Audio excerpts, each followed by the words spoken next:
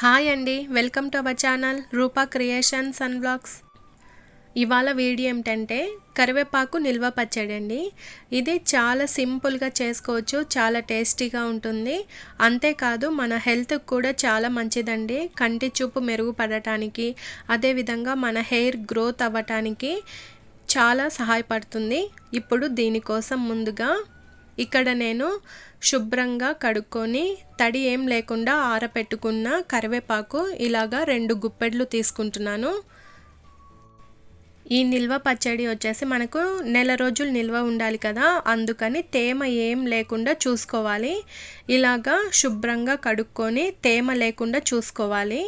ఇప్పుడు ఒక ప్యాన్ పెట్టుకొని 1 టేబుల్ స్పూన్ ఆయిల్ వేసుకొని ఇందులో 1 టేబుల్ స్పూన్ మినపప్పు, 1 టేబుల్ స్పూన్ శనగపప్పు, 1/2 టీ స్పూన్ మెంతులు, 1/2 టేబుల్ స్పూన్ జీలకర్ర వేసుకొని వీటన్నిటిని దోరగా వేయించుకోవాలి.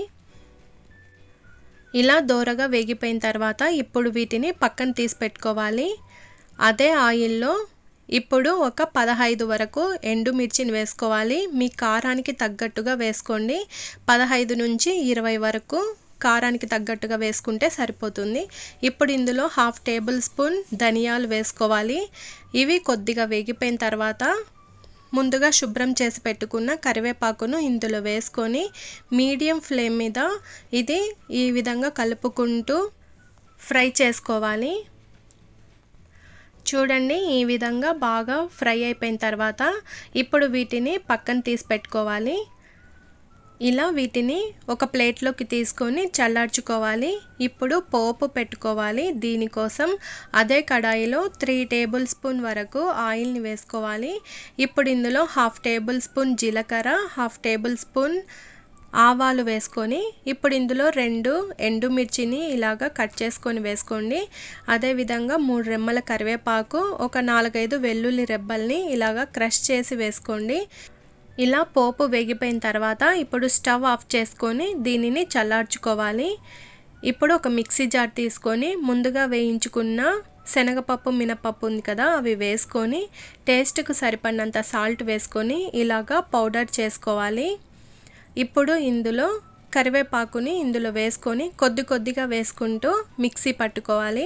ఒకటేసారి అంతా పట్టదు కదా, ఇలాగా కొద్దిగా వేసుకుంటూ మిక్సీ పట్టుకోవాలి. మెత్తగా పౌడర్ లాగా చేసుకోవాలి.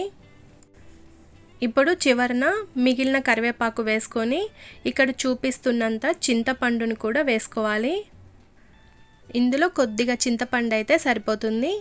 ఇప్పుడు దీనిని కూడా ఈ విధంగా మెత్తగా పొడి చేసుకున్న తర్వాత ఇప్పుడు ఇందులో హాట్ వాటర్ని వేసుకొని కొద్దిగా చల్లగైన తర్వాత మిక్సీ పట్టుకోవాలి.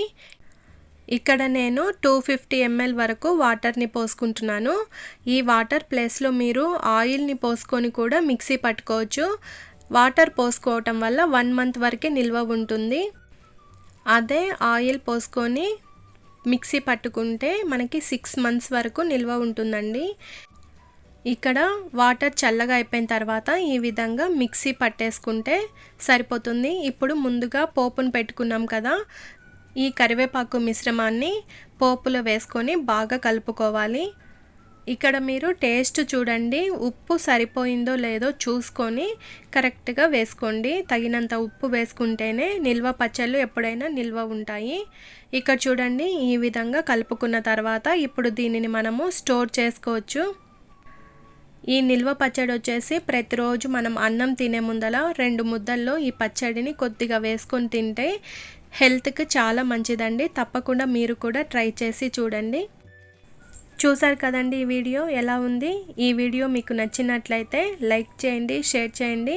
అదేవిధంగా ఇటువంటి మరెన్నో రెసిపీస్ కోసము ఛానల్ని సబ్స్క్రైబ్ చేసుకోండి. Thank you for watching. Take care. Bye bye.